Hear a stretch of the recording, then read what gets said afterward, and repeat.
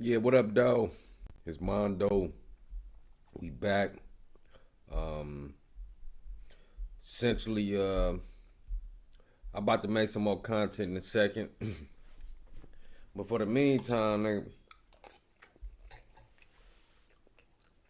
I'm about to eat this breakfast, man. I ain't ate shit all day. So, I want to find something to watch as I eat. Let me see. YouTube. Boom, boom, boom.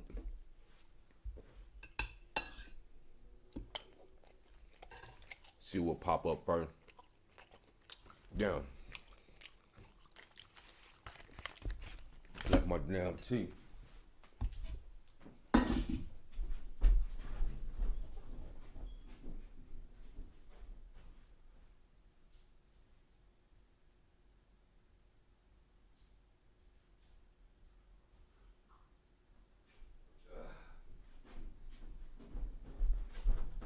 Okay, I'm back.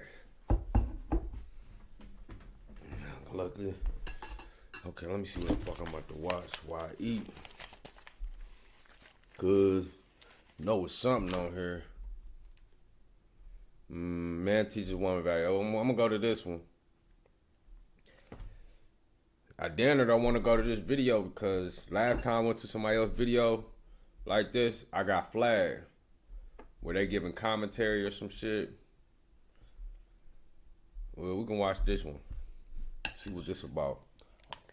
Billie Holiday, jazz singer, rock and roll Hall of Famer, icon. Ariel Swartley would write, Billie Holiday didn't just sing a song, she took possession of it. Playing her songs, the warmth of God-given vocal cords would lead to some of the greatest artists of their time to emulate the originator. Etta James, Nina Simone, and Janis Joplin, just to name a few. Her life, the inverse of living on Easy Street. She had grown up in segregated Baltimore and she had promised herself she would never bow her head to any white man. She was practically abandoned by her mother, had been R-worded at 11, and arrested for prostitution at 14. She'd be sent to Welfare Island in New York and be placed in a workhouse. She discovered the And I'm wondering what Welfare Island is. club jazz scene there and developed as a performer. There, young Holiday was spotted by a music producer, cut her first record at just 18, and would go on to star in movies. On tour, she was barred from staying in hotels. Thus, black families in respective towns took her in. She could not sit and eat at restaurants, forced to the back of the establishment. Ditto with bathrooms, ditto with elevators. At Cafe Society, the first integrated club in New York City, she was approached by Abel Maripol, a lyricist who penned more than 200 songs. Maripol, a former communist, union activist, and English teacher from the Bronx, was inspired to write songs that condemned America's war on minorities, the racial violence it enabled, and Jim Crow. Via PBS, Maripol and his wife Anne are also notable because they adopted Robert and Michael Rosenberg, the orphan children of the executed communists Julius and Ethel Rosenberg. The song he requested Billie sing, Strange Fruits, a track that would put fear into white supremacy and go on to resonate for decades. Maripol would see the tragedy that Yeah, took I'm place familiar with Strange Fruit, but I need to actually react to that song. in Marion, Indiana, on August 7th, 1930. Three black teens named Tom Shipp, James Cameron, and Abe Smith were held in jail for a murder and R-word without proof of the crimes. Prior to trial, a white supremacist mob grabbed them from their cells, beat them, mutilated them, and lynched Shipp and Smith. The photo would be printed, showing the lifeless bodies of Shipp and Smith hanging from a tree as the white mob appeared joyous. The Equal Justice Initiative would report when the sheriff eventually cut the ropes off the corpses, the crowd would rush forward to take parts of the men's bodies as souvenirs before finally dispersing. James Cameron would survive, but be badly beaten. There would be charges brought against some who led the lynchings, but an all-white jury acquitted the culprits, as the EJI states, despite this overwhelming evidence. Cameron would serve 4 years in prison. The woman who claimed to be R-worded, Mary Ball, would testify she was not R-worded. Although at first reluctant, Holiday would... And this, you know, this some bullshit, bro. You know, cause we know the history, dog. We know it's a fucked up history, but this some bullshit, bro. Them dudes, you know, got lynched, and I remember seeing this picture, dog. You know, several times throughout life, and that shit's sad, bro. Grow more cozy with performing Strange Fruit, and eventually closed each and every show out with that song. Then came her record label Columbia. They saw the risk and forbade its recording. Thus Holiday acted, taking it to Commodore Records, an independent label. Fun fact, the label was run by a progressive rock music shop owner named Milt Gabler, the uncle of famed comedian Billy Crystal. On Columbia ixnaying the idea, the thought was a deep fear of losing their audiences in the South. The song would sell 1 million copies. Southern trees bear a strange fruit, blood on the leaves and blood at the root. Black bodies swinging in the southern breeze, strange fruit hanging from the popular trees, Holiday sang in her renowned voice. It continued, pastoral scene of the gallant South, the bulging eyes and the twisted mouth, scent of the magnolia and fresh, then the sudden smell of burning flesh. Concluding in the third stanza, here is the fruit for the crows to pluck, for the rain to gather, for the wind to suck, for the sun to rot, for the tree to drop. Here is a strange and bitter crop. The thing about Strange Fruit that I think is so important for people to understand, it's not a dirge, it's not a mournful song, it's an attack song. It's an attack against the perpetrators of lynching.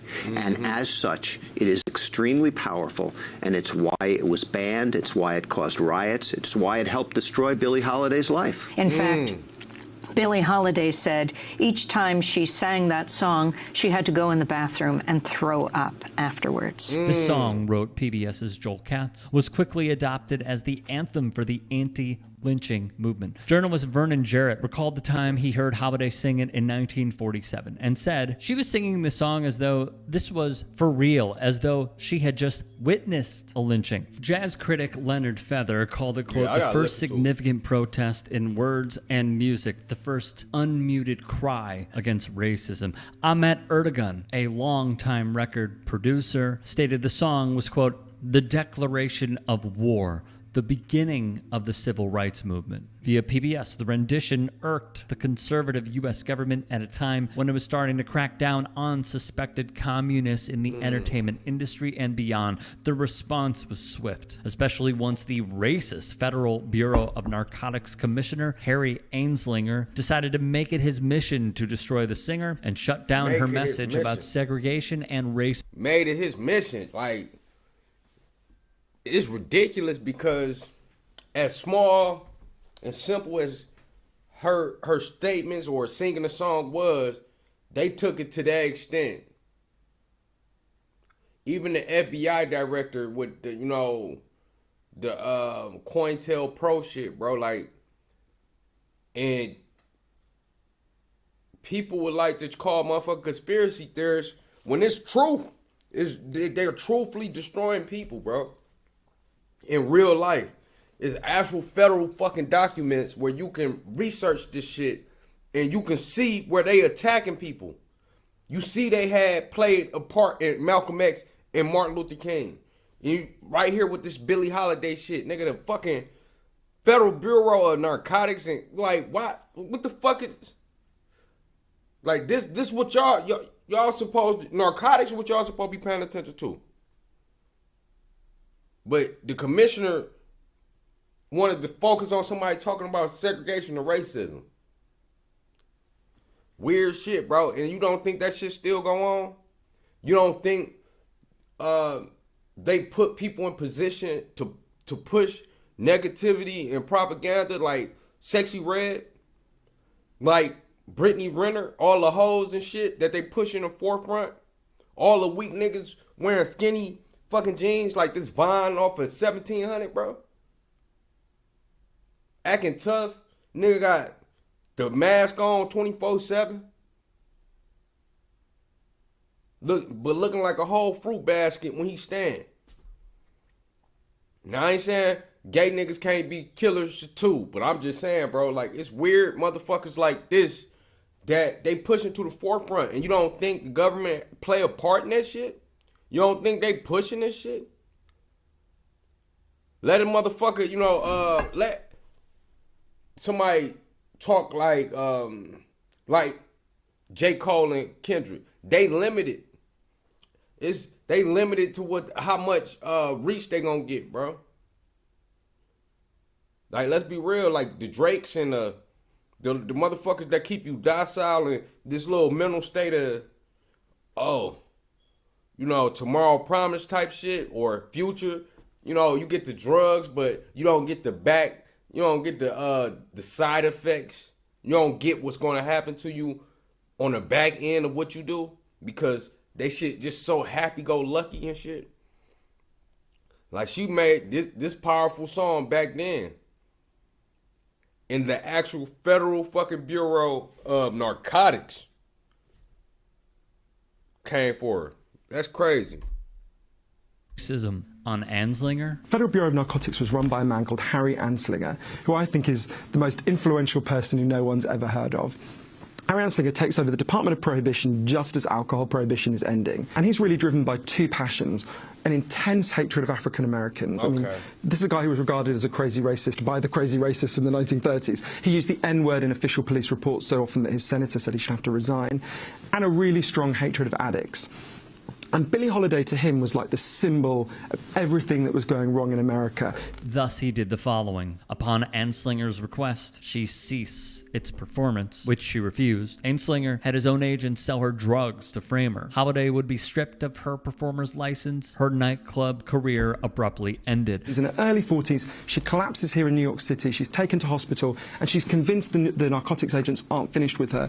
And that's just wild, because how you gonna sell me drugs? And you the motherfuckers supposed to be keeping the drugs away from people, right? But you set them up like she the fucking drug dealer when she's the motherfucker taking shit. And y'all selling it. And that just shows you what the fucking government is, bro. Like, this is what they been doing. Whether it was her in the 1940s and 50s and shit, or it was Freeway Ricky Ross in motherfucking the 80s. They always, like, they was putting crates in the hood, bro. Niggas don't know about this shit, but older people that I done talked to that's been living around this time, bro, either they grew up in Cali, Detroit, where the fuck, they remember there being crates at railroads.